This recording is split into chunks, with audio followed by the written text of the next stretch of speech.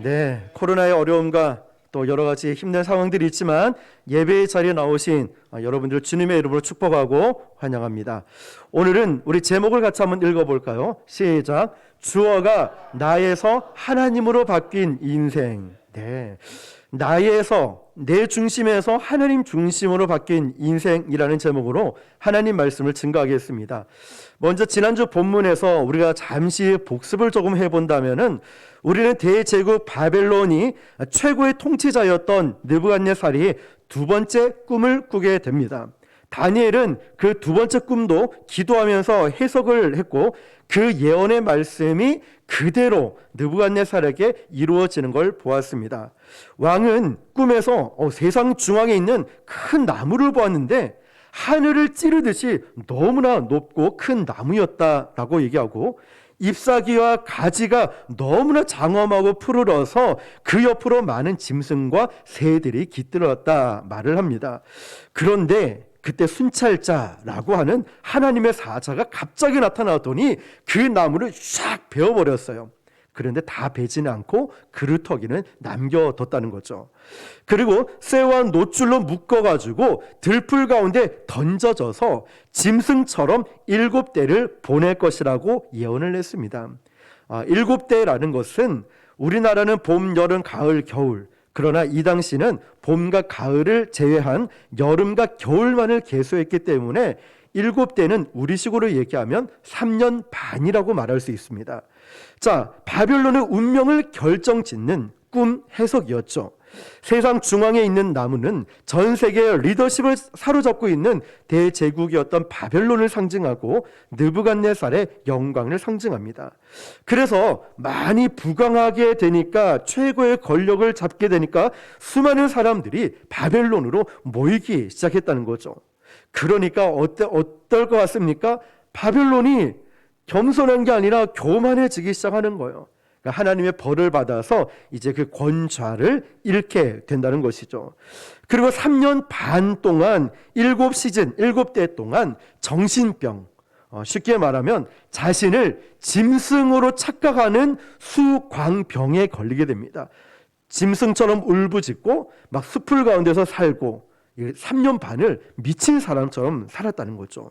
자, 이런 끔찍한 예언을 하나님은 다니엘의 입을 통해서 느부갓네살에게 선포했다는 겁니다.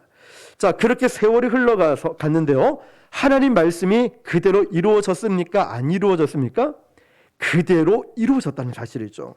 자, 28절 한번 보면 이 모든 일이 어떻게 됐다라고 했죠? 다 나 느부갓네살에게 어떻게 해요? 임하였느니라. 그대로 이루어졌다는 거죠. 이 모든 일이 하나님의 예언하셨던 말씀이 하나하나도 떨어지지 않고 쌀 한 톨같이 한 톨도 떨어지지 않고 다 느부갓네살에게 그대로 이루어졌다는 사실이죠. 그리고 31절을 보니까요, 이 말이 아직도 나 왕의 입에 있을 때에, 다시 말하면 지금 1년 전에 들려줬던 이 예언의 말씀이, 하나님의 말씀이 이루어졌는데 느부갓네살은 막 싸움을 하고 전쟁을 하는 그때가 아니라 뭐만 했다고요? 생각만 하고 있어요. 입속에 딱 머물러서 내뱉기 직전이었는데 하나님은 딱 심판하시는 거예요. 네가 그토록 위대하게 생각하는 이 권자가 내게서 떠났다. 너는 끝났다 라는 거죠. 야, 느부갓네살, 너 기억하니? 네가 짐승처럼 수광병에 걸려가지고 3년 만에 권자를 잃고 헤매게 될 거라는 거 너 기억하고 있니? 지금 그대로 너에게 이루어질 거야. 하나님이 선포하셨다는 거죠. 33절 보니까 바로 그때에 이 일이 내게 임했다라고 했어요. 우리 아까 31절에 보니까 이 말이 아직도 내 입에 있을 때에, 생각만 하고 마음으로 품기만 했는데 불과 32절 지나서 33절을 보니까 바로 그때라고 하는 거예요. 바로 그때. 그런데 느부갓네살이 우리 생각으로는 막 싸움을 하거나 사기를 치거나 괴롭히거나 고통 가운데 고난 가운데 있는 괴롭히는 게 아니라 그냥 그 교만과 생각한 말을 생각과 마음으로 품었는데 하나님은 그 영혼의 그 마음을 보시고 너는 이미 끝났다. 심판의 칼을 빼드신 거죠.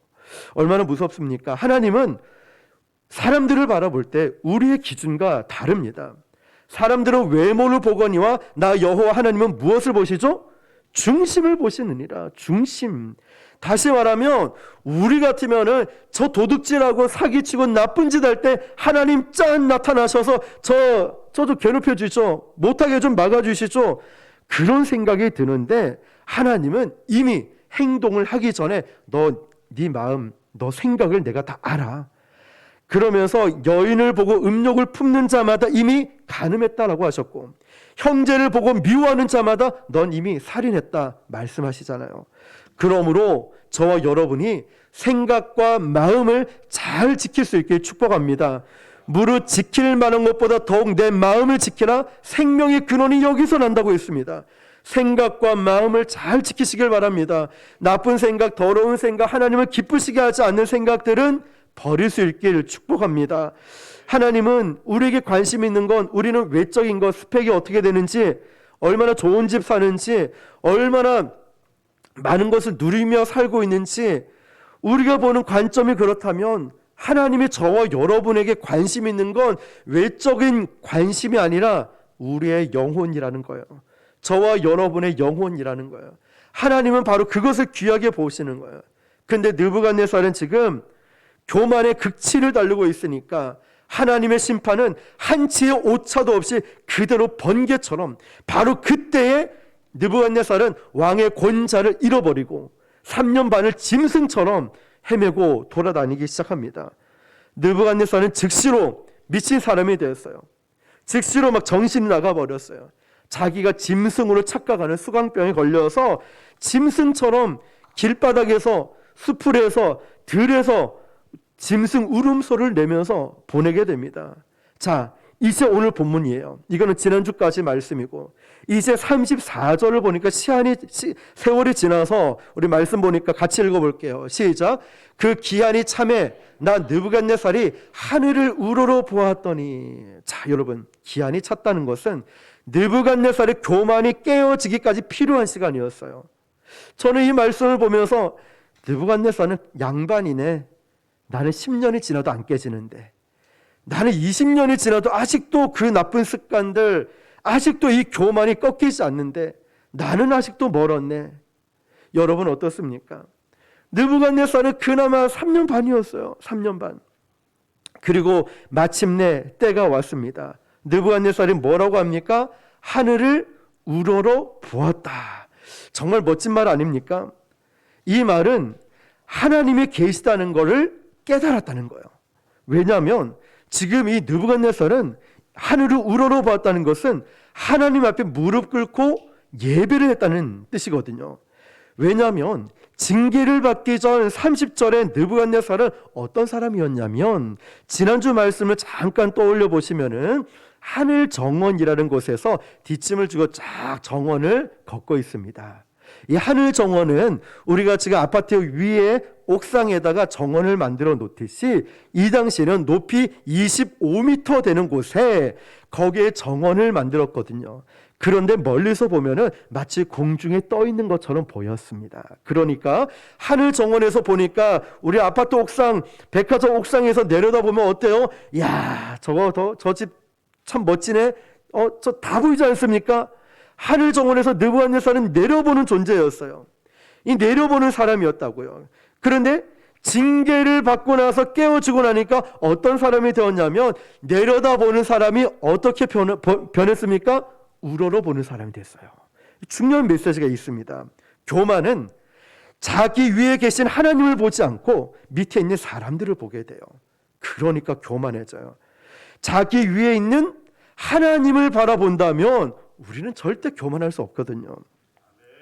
자기보다 공부를 잘하는 사람이랑 우리랑 비교를 해야 되는데, 항상 공부 못하는 애들끼리 비교를 하니까 내가 잘난 줄 알아요. 내가 쟤보다 공부 잘해, 내가 쟤보다 운동 잘해, 내가 쟤보다 더 잘 사는 것 같아. 그런데 여러분, 우리보다 공부 잘하고 우리보다 잘 사는 사람 앞에 가면 어떻습니까? 말을 못하겠죠. 제가 예전에 어떤 선교사님이 책 출간 기념회가 있어가지고 그 출판 기념회에 참석을 했었습니다. 그런데 순복음이니까 순복음에서 굉장히 웃긴 목사님이 계셔요. 혀도 짧아요. 이게 아주 웃긴 포인트가 됐습니다. 혀도 짧아서 바다다네 이렇게 발음도 부정확합니다. 굉장히 웃긴 목사님인데 출판 기념회 가니까 또 웃긴 목사님이 계신 거예요. 누구냐면 포도원 교회 김문훈 목사님이 계신 거예요. 경력사 축사를 하는데 김문훈 목사님이 먼저 나와서 한 방 막 뒤집어 놓고 간 거예요. 얼마나 웃기신지 몰라요. 그러니까 이 목사님이 나오자마자 기가 죽은 거예요. 나도 순복음에서는 웃기는 걸로는 알아주는 목사인데 나보다 더 센 사람이 있으니까 나는 그만 들어갈랍니다. 이러면 들어가는데 이러면서 또 빵 터져 웃게 되더라고요. 센 사람 앞에 서면은 우리 자신이 보인다는 거죠. 느부갓네살이 겸손해지는 겁니다. 왜 그럴까요? 진짜 고수 앞에 서면은 시키지 않아도 고개를 숙이게 되어 있습니다. 우리가 목사님, 저는 이제 오늘부터 겸손해지기로 결심했습니다. 저는 앞으로 겸손해지겠습니다 하면서 목사님, 저는 겸손해질게요. 이런다고 겸손한 게 아니라 진짜 겸손은 나보다 센 상대 앞에 있으면은 자연스럽게 겸손해진다는 거예요. 그래서 겸손은 엄밀히 말하면 나를 낮추는 것이 아니라 하나님을 체험하는 것입니다. 아멘이십니까? 하나님을 경험하고 체험하게 되면은 나는 자연스럽게 주님, 저는 아무것도 아닙니다. 저는 진짜 아무것도 아닙니다. 내가 가진 것도 사도 바울처럼 모든 걸 배설물로 여길 만큼 아무것도 아닙니다. 내가 돈이 있고 빽이 있고 가진 것이 많아도 재능이 많아도 하나님, 저는 아무것도 아닙니다. 제가 한 거 하나도 없습니다. 다 하나님이 하셨습니다. 모든 거 하나님이 하셨습니다. 하나님을 경험하고 체험한 사람은 겸손하지 마라, 겸손해라 라고 말해도 자연스럽게 겸손합니다. 그럴 수밖에 없다는 거예요. 그 겸손한 자는 하나님을 경험하는데 어디서 경험하느냐? 하나님을 제대로 예배하고 있는 자에게는 겸손을 가르칠 필요도 없습니다. 왜냐? 예배를 통해서 하나님을 경험하는데, 여러분, 그래서 예배에는요 진짜 중요한 게 뭔지 아십니까? 예배의 자리에 나오는 것도 정말 귀합니다. 근데 진짜 중요한 건 예배의 주인 되시는, 예배의 영광을 받으시는 하나님께서 저와 여러분의 예배를 받아야 이게 예배가 된다는 거예요.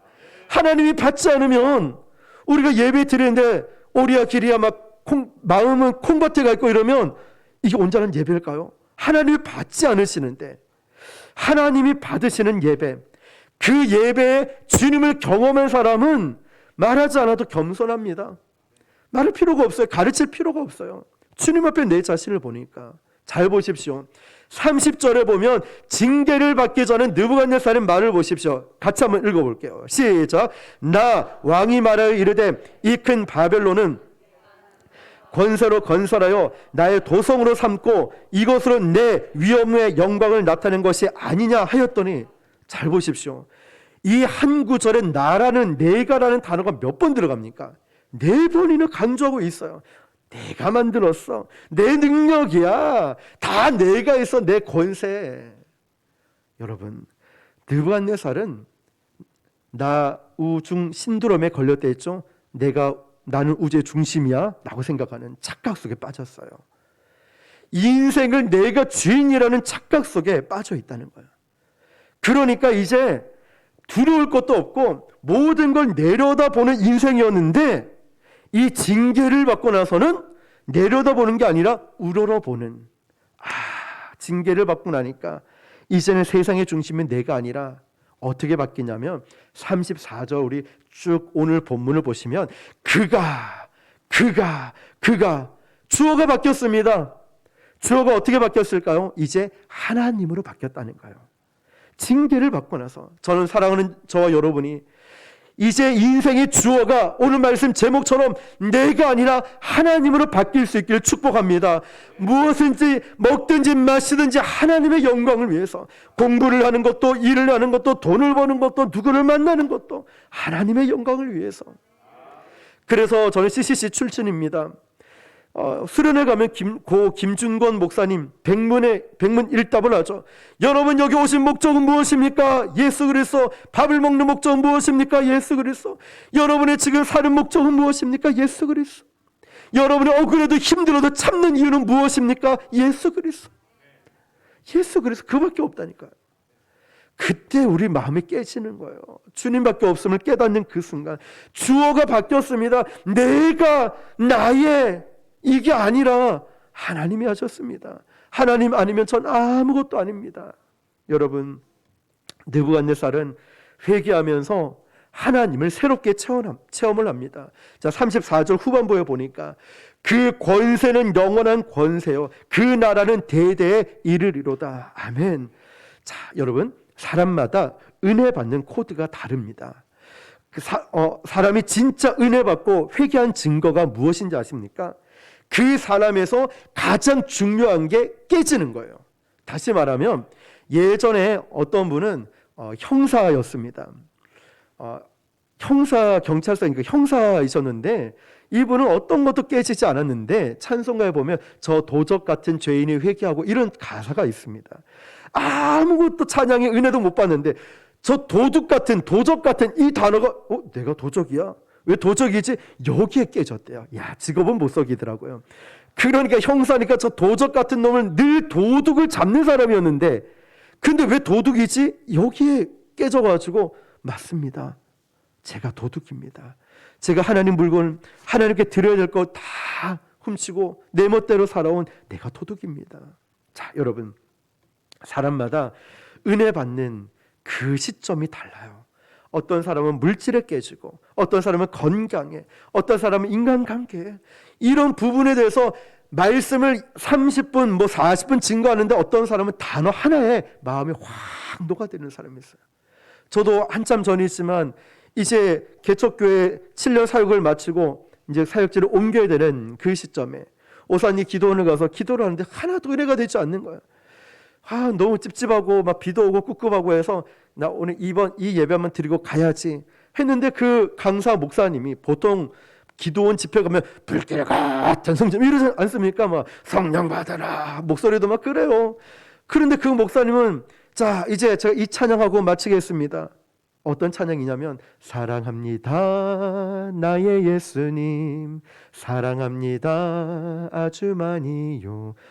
이 찬양하는데 제가 깜짝 놀랐습니다. 아니, 부흥회 때 이 찬양을, 기도원에서 이 찬양을, 제가 가려던 참에 그 자리에서 무릎 꿇고 막 눈물이 그렇습니다.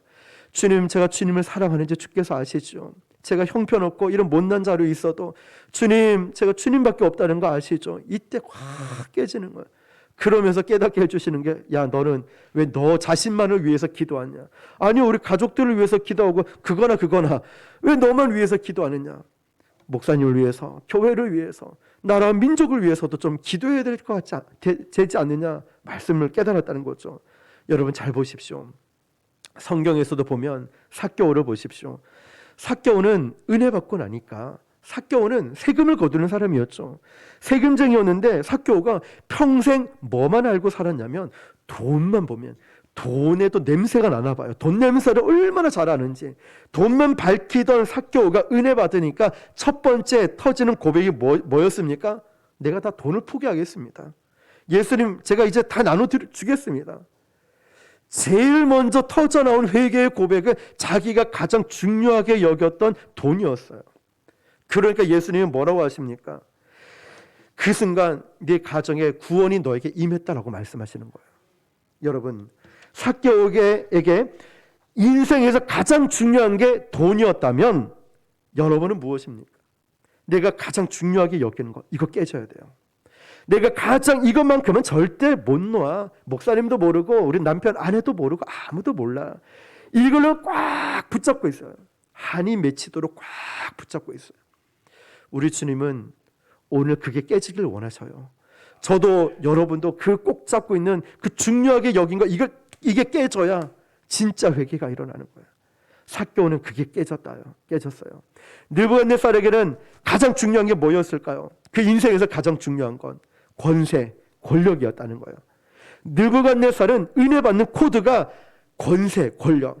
그러면서 이 권력 아무것도 아니구나. 하나님 나라의 권세가 영원하구나. 이게 진짜 회개라니까요. 자신에게 가장 중요한 걸 깨뜨리고 내려놓는 것, 이게 진짜 회개라는 거예요. 여러분에게 가장 중요한 그 뭔가가 부서졌습니까? 정말 그 부여잡고 있는 그 중요한 거 이거 깨졌습니까? 그게 여러분이 회개했다는 증거예요. 용서하지 못할 사람, 나를 배신했던 사람, 나에게 아픔을 줬던 사람, 나의 어떤 붙잡고 있는 그 뭔가가 이게 깨져야 진짜 회개예요. 여러분, 어떤 종류이든 우리가 하나님 이상으로 자랑하는 것, 우리 하나님은 원치 않으십니다. 그거를 느부갓네살이 깨달은 거예요. 우리 예레미야 9장 23절 4절 말씀을 같이 읽어보겠습니다. 시작. 여호와께서 말씀하시되 지혜로운 자는 그의 지혜를 자랑하지 말라. 용사는 그의 용맹을 자랑하지 말라. 부자는 그의 부함을 자랑하지 말라. 자랑하는 자는 이것으로 자랑할지니 곧 명철하여 나를 아는 것과 나 여호와는 사랑과 정의와 공의를 땅에 행하는 자인 줄 깨닫는 것이라. 나는 이 일을 기뻐하노라. 여호와의 말씀이니라. 아멘. 느부갓네살이 지금 이걸 깨닫고 나니까 예배가 달라졌어요. 인생이 달라졌어요. 느부갓네살은 감사하고 찬양하고 하나님을 경배했다고 합니다. 하나님을 이제 새롭게 깨닫고 인정하게 된 거죠. 회개를 확실하게 하고 나니까 진정한 회개는요, 반드시 진정한 회복으로 이어집니다.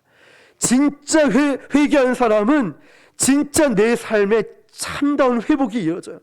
근데 어중간하게 회개하지 않는 이 마음이 남아있으면 회복이 될똥말똥, 뭔가 좀 회복이 될 줄 알았는데 안 되는 이유가 아직도 응어리지게 남아있는, 아직도 온전하게 회개하지 않는, 아직도 깨어지지 않는 느부갓네살은 7대 3년 반, 우리는 30년이 지나도 안 바뀌어. 우리는 어쩌면 너무나 바뀌지 않는 내 모습을 그대로 안고 있으니 회복이 이어지지 않아요. 회복이 작심 3일처럼 3일 지나면 또 제자리예요. 10일 지나니까 또 그 자리예요. 여러분, 34절을 보니까 진정한 회개는 어떤 회복으로 이어지냐면 같이 읽어볼게요. 시작. 나 느부갓네살이 하루를 우러러 보았더니 내 총명이 다시 내게로 돌아온지라. 아멘. 내 총명이 다시 내게로 돌아왔다. 그런데 여러분, 이후의 말씀을 나중에 좀 읽어보시면 계속 어떤 단어가 강조되냐면 돌아왔다, 돌아왔다. 이 단어가 반복이 됩니다. 총명이 돌아오고 36절부터 보니까 위엄과 광명이 돌아오고 나의 잃어버렸던 모사와 관원들이 돌아오고, 아니 계속 돌아오는 거예요. 막 돌아와요. 돌아온 게 뭘 말합니까? 회복이 된 거 아닙니까? 지금 잃어버렸던 모든 게 다시 돌아오고 있어요. 여러분, 집 나간 자식이 돌아올 때 그 감격 아십니까? 가출했던 자녀가. 저도 둘째가 어렸을 때로 기억을 하는데 바닷가에 갔는데 꿀벌 수영복을 입고 있었어요. 아주 귀여웠어요. 근데 지금은 꿀벌이 아니라 꿀돼지처럼 이렇게 커졌지만 꿀벌 수영복 입었는데 뭐 하다 보니까 이거 없어진 거예요. 얼마나 하늘이 노랗게 보이고 앞이 깜깜해 보이는지, 얘를 어떻게 찾아야 되는지. 그러니까 한 10분 15분 됐을까요? 그 순간 뭘 어떻게 해야 될지 깜깜하고 답답한데 얘가 어디 뭐 물건 음식 팔고 하는, 아이스크림 팔고 하는 이쪽에 있었나 봐요. 이 아이를 찾았을 때의 기쁨은 말로 표현할 수가 없어요. 정말 죽을 뻔했다, 큰일 날 뻔했다, 이렇게밖에 표현할 수가 없던 거죠. 없던 사람이 뭘 가졌을 때도 좋지만 한번 가졌던 사람이 잃어버렸다가 그것을 다시 찾을 때의 감격은요, 상상을 초월한다는 거예요. 처음으로 어떤 청년이 직장을 가지는 것도 중요한데 직장에서 부득이하게 해고를 당했어요. 근데 알고 보니 이 청년이 너무너무 중요한 역할을 해서 다시 복직을 시켜준 거예요. 그 감격은요, 말로 표현할 수가 없다는 거예요. 지금 최고의 왕이었던 느부갓네살이 권좌를 잃어버렸을 때, 느부갓네살은 3년 반 만에 다시 회복되었을 때 그 감격이 얼마나 대단한지 아십니까? 36절 끝에 보니까 하나님이 어느 정도까지 회복을 시켜줬냐면, 내가 내 나라에서 다시 세움을 받고 또 지극한 위세가 내게 더하였느니라. 아멘. 무슨 말이냐면, 야 느부갓네살, 전에 있던 영광보다 더 큰 권세를 너에게 줄게. 다시 회복시켜 줄게. 여러분, 하나님이 우리를 회복시켜 줄 때는 항상 잃어버렸던 것 그만큼 주시는 게 아니라 더 풍성하게 흔들어 넘치도록 채워주심을 믿으시길 바랍니다. 그러니 너무 걱정하지 마십시오. 지금의 아픔, 두려움 있죠? 걱정하지 마셔요. 저는 솔직히 이런 생각을 해봅니다. 느부갓네살 왕이 지금 정신병자가 된 그렇게 미친 사람처럼 지낸 게 몇 년이죠? 3년 6개월이죠. 우리나라 대통령이 3년 6개월 동안 공석으로 있었다 생각해 보십시오. 공백이. 나라가 어떻게 될까요? 쿠데타가 일어나거나 아니면 막 나라가 망할 수도 있고 무너질 수도 있지 않습니까? 그런데 하나님이 다 이 권세를 회복시켜 준 게 기적 같지 않습니까? 정권이 유지되고 있다는 사실은 너무 놀라운 거예요. 우리는 여기서 무엇을 발견할 수 있냐면 하나님은 느부갓네살의 뿐만 아니라 이 바벨론 지역을 하나님의 특별한 섭리로 지키고 계셨다는 사실이에요. 내가 지키지 않아도 하나님이 지켜주셨다는 사실이죠. 사랑하는 성도 여러분, 탕자가 아버지의 집으로 돌아올 때 잃어버렸던 모든 것이 회복되었듯이 우리가 하나님 앞으로 돌아오게 되면은 내가 진짜 회개하고 붙잡고 있는 이걸 정말 깨뜨리고 하나님께 돌아온다면 하나님은 우리가 잃어버렸던 것, 우리의 연약함까지 다 회복시켜 주심을 믿으시길 바랍니다. 그래서 우리는 이렇게 외치죠. 예배의 회복이 인생의 회복이다. 예배의 목숨 거는 것이 내 인생의 목숨 걸고 예배의 모든 걸 걸어야 하나님이 나를 책임져 주신다. 느부갓네살은 지금까지 자기 중심으로 자기를 숭배하며 살았어요. 아까 30절 봤죠? 내가 내 권세가 내 능력이 그랬던 느부갓네살이 그가 하신 일, 찬양과 경배를 받기 합당하신 하나님, 이 권세는 오직 하나님께만 영광 올려드립니다. 징계를 받고 나서 그때야 깨달았어요. 그나마 다행이죠. 3년 6개월이면 아직도 깨닫지 못하고 있는 내 자신을 보십시오. 아직도 모든 게 느부갓네살은 자기 중심이고 인생의 중심도 항상 자기 중심. 그러니까 불행해졌어요. 여러분, 불행의 첩경은 자기 자신만을 위해 사는 거예요. 근데 여러분 아십니까? 우리도 개척한 지 이제 곧 4년째 접어들어가죠. 4년. 근데 하나님은 이 땅을 회복시키고 복음을 증가하기 위해서는 우리 교회만 잘하면 되는 거 아니라는 걸 깨닫게 해주셔서 지금 전도팀 밴드에 보면 160명이 넘는 목사님들이 제주도부터 서울까지, 강원도, 전라도까지 들어와서 열심히 전도해요. 저는 그분들 열심히 하는 목회자분에게 우리 교회에서 또 후원받은 걸로 전도용품을 지원을 내줘요. 전도하실 수 있도록. 밤늦게 새벽에 문자나 아니면 전화가 와요. 울면서 목사님 전도용품이 아니라 알아주고 인정해주고 격려해주는 메시지가 얼마나 감사한지 제가 잠을 못 자고 기도하다가 너무 감동해서 이렇게 늦은 시간인지 알지만 전화드렸습니다. 그렇게 우리 교회가 그 일을 하고 있어요. 우리 교회가 말이에요. 우리 교회만 잘하는 게 아니라 한국 교회를 생각하는 마음이죠. 여러분 마찬가지예요.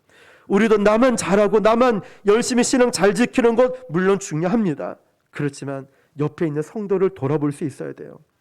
건물이 교회가 아니잖아요. 저와 여러분이 모여있기 때문에 부곡 순복음 교회가 되는 거예요. 이런 것처럼 아픈 청년들, 힘든 성도들, 연약한 분들, 그분들을 감싸 안고 그분들 위해 기도하고 품어주면서 그분들을 너무너무 사랑하니까 우리는 예배의 자리와 같이 기도하자. 하나님을 더욱더 의지하자. 뭐 자리 채우기 위함이 아니잖아요. 진짜 사랑하는 마음 아니겠습니까? 자기 중심적으로 살아가니까 이 느부갓네살의 불행을 한번 보십시오. 세상이 가르쳐주는 방법이 네 중심으로 살아라. 그게 오늘날 세상의 바벨론입니다. 오늘날 세상 안에 느부갓네살처럼 사는 사람들이 너무나 많이 있어요. 나는 우주의 중심이다. 나 우중 신드롬. 나는 중심이야. 자기 중심주의 오늘날 너무나 많이 있다는 거죠. 여러분, 우리는 자기 중심주의에서 하나님 중심주의로 돌아갈 수 있길 축복합니다. 말을 해도 생각을 해도 무엇을 해도 최우선으로 하나님 것을 하나님을 먼저 생각할 수 있길 바랍니다. 육의 것을 최우선순위로 추구하던 인생에서 이제 하나님 나라를 최우선순위로 생각하는 인생이 되길 바랍니다. 여러분 바로 이런 모습이에요. 그래서 어떤 분은 목사님 나한테 뭐 이렇게 하지 마세요. 난 하늘 천국 가서 상급 받을 거예요. 나는 하나님 나라만 바라보고 하나님의 기쁨이 될 거예요. 믿음이 좋은 옛날 할머니 권사님 장로님들 보면 그러죠. 까짓 거 뭐 죽으면 천국 가면 되지 내가 뭐 사람 좋으라고 했나? 하나님 하나님의 기쁨이면 되지. 우리 하나님이 즐거워하고 행복해 하시면 나는 되지. 나는 그렇게 살 거야. 옛날 참 믿음의 영웅들이 참 많았던 것 같아요. 저는 우리 교회에서도 이런 분들이 많이 나올 수 있길 축복합니다. 사랑하는 자여, 내 영혼이 잘됨과 같이 내가 범사에 잘되기를 간구하노라. 영이 풀리면 육도 풀리는 것입니다. 우리가 육을 쫓노라 영을 포기하면 다시 잃어버리게 될 거예요. 영을 생각해요. 영. 그래서 자꾸 육적인 걸 쫓아가니까 이 고통이, 이 고난, 아픔이 끊어지질 않아요. 근데 영을 쫓아가니까 내 육도 살고 내 환경이 다 살아나기 시작하는 거예요.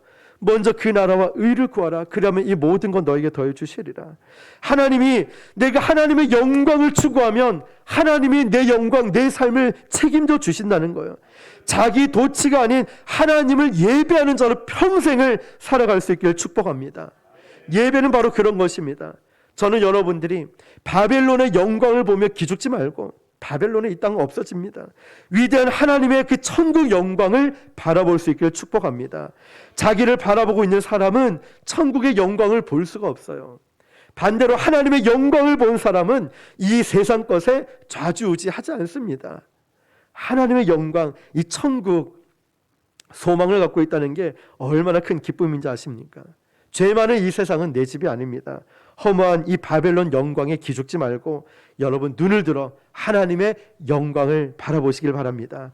예배 가운데 육의 눈을 열고 하나님의 영광에 압도될 수 있기를 축복합니다. 하나님, 주님의 영광이 나를 압도되어서 이제 이 땅을 살아가지만, 이 땅에서 일을 하고 있지만 이 땅에 속한 자가 아니라 하늘에 속한 자 되게 해주십시오. 내가 마음을 먹고 생각하고 말을 하고 행동하는 모든 것이 정말 하나님 중심으로 바라보게 해주십시오. 저는 넘어져 쓰러질 때 있지만 또 일어서서 주님 손잡고 가겠습니다. 저의 모든 것이 하나님 중심으로, 내 중심에서 하나님 중심으로 살아가게 하여 주십시오. 바벨론이 아니라 하나님 나라를 바라보시는, 자기 중심에서 하나님 중심으로 살아가시는 저와 여러분 되시기를 주님의 이름으로 축원합니다. 함께